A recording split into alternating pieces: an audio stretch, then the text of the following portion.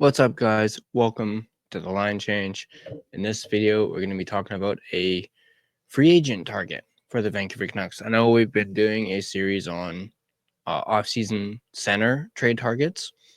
This one's going to be a little different. We're going to be talking about a free agent target, as obviously Canucks are going to be looking at free agency targets this upcoming off-season.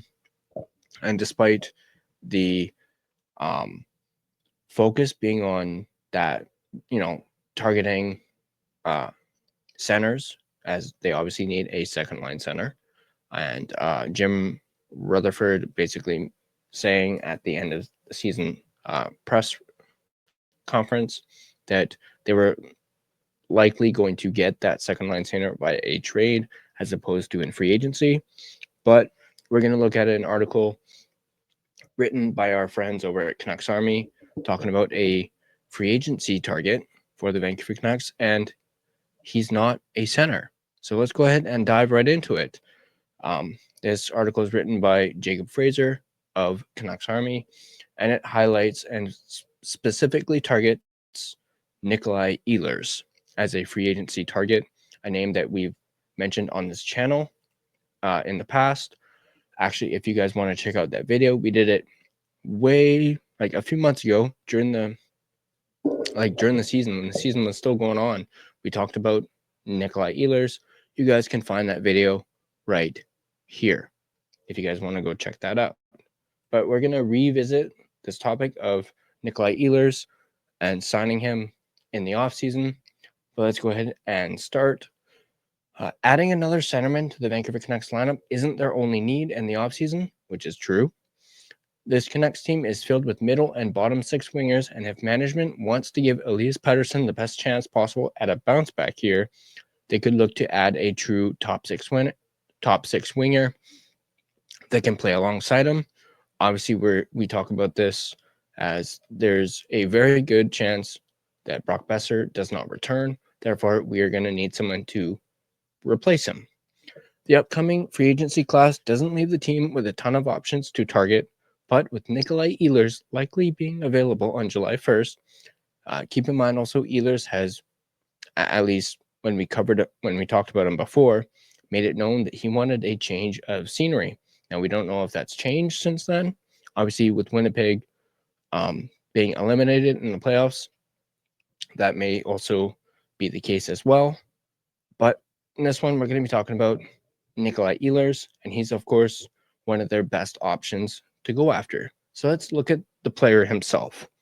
Ehlers is coming off back-to-back 60-plus point seasons where he scored over 20 goals in each. He also had a solid playoff performance this season, registering 7 points in 8 games. The Danish forward is a speedy, skilled winger who would add much-needed offense to the Canucks lineup immediately. He's coming off one of the best seasons in his career, being on a 75-point pace in 82 games, and at 29 years old is very much in the prime of his career. He isn't the biggest player listed at 6 foot, 172 pounds, so don't expect him to be a grit and grind type of player, and injuries are certainly a concern, but he is a dangerous threat off the rush that can create for himself and his teammates, making anyone around him a threat to score. Now let's look at the fit. The addition of Ehlers would make him the Canucks' best winger right away. He finished the year in Winnipeg playing on the Jets' second line with Cole Perfetti and Vladislav Nemesnikov. Coming to Vancouver, he would slot in on their first line playing with Elias Pettersson and Jake DeBrusk. His offensive output alongside Perfetti and Nemesnikov would suggest that playing with Pettersson and DeBrusk, who are objectively upgrades over his line mates in Winnipeg, would allow Ehlers to flourish and have the potential to reach new career highs and point totals. His ability to create for his line mates could unlock Pettersson's goal-scoring ability once again, as well as give DeBrusk even more opportunity to find the back of the net. Ehlers excels creating off the rush and is one of the NHL's best at controlled zone entries. The Canucks struggled with this a ton, and with a lack of high-octane forechecking from Pettersson, Ehlers' ability to enter the offensive zone with possession of the puck, this could lead to more high-danger chances off the rush for the Canucks. The three of them on the line would be a threat off the rush, and with DeBrusk playing more of that power forward role, Pettersson and Ehlers could use their offensive creativity to make things happen while DeBrusk cleans it up in and around the net. Ehlers would also add a ton of skill to the Canucks power play. This season, he was on the Jets' top unit, which was the best in the NHL regular season. He managed to register 22 points on the power play as part of that unit and was predominantly featured in the bumper spot, but would pop out and shift around to the half wall and below the circles. Adding him to the Canucks unit, he would likely have a similar role, starting in the bumper spot, but supporting Pettersson on the right side, jumping out to be an option down low, and then shifting around and swapping spots with Pettersson to create movement and open up holes in the opposing team's penalty kill.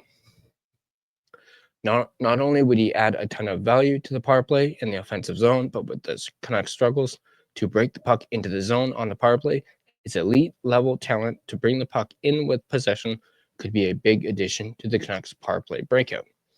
Now let's look at what it might cost. Currently, according to AFP Analytics, Ehlers is projected to receive a contract of just over $8 million over 6 seasons. We know that adding players through free agency usually comes at a premium cost, especially this offseason, with the lack of elite players available in free agency. The Canucks offered to entice Ehlers to coming to Vancouver would likely be a 7-year deal. The maximum allowed for UFAs and would have to be around $9 million, if not more.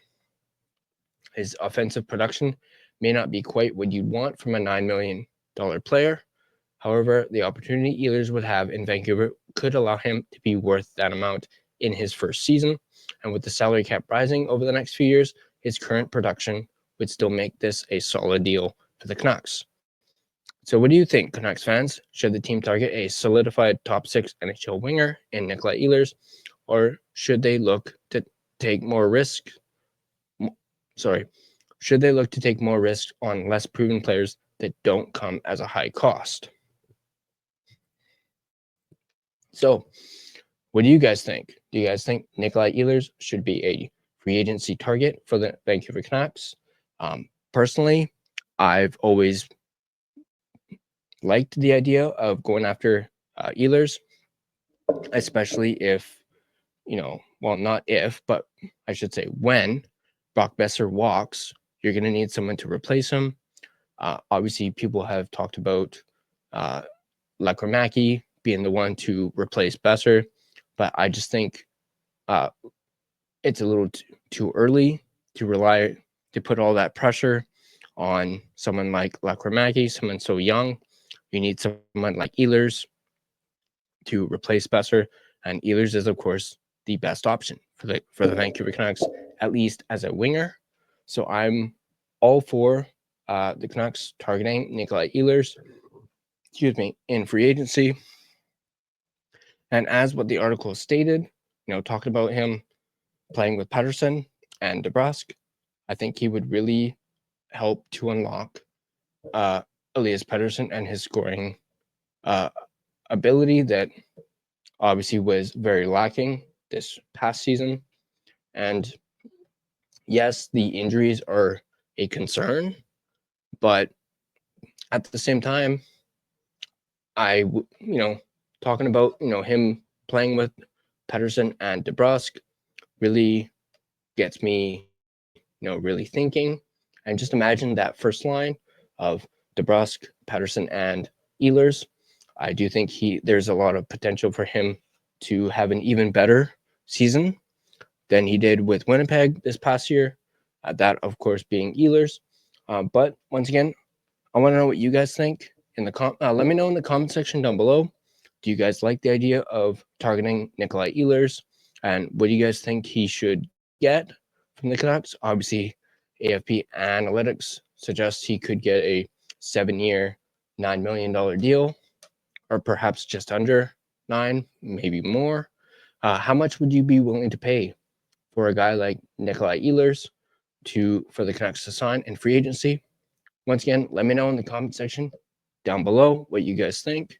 And as always, if you guys like this video, go ahead and hit that like button And if you want to stay up to date on all your Vancouver Canucks, as well as Abbotsford Canucks content, be sure to smash that subscribe button and turn on your notifications so you never miss any videos. If you'd like to find us on social media, you can find us on Facebook. Just search The Line Change and you will find our Facebook page. You can find us on Instagram at The Line Change. You can find us on Twitter /X at Line Change Van.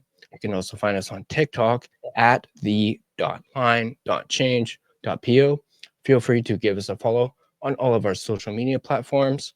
And if you prefer an audio version of this podcast, you can find us on both Spotify and Apple Podcasts. Once again, on Spotify, feel free to give us a follow as well as rate and review us. It is greatly appreciated.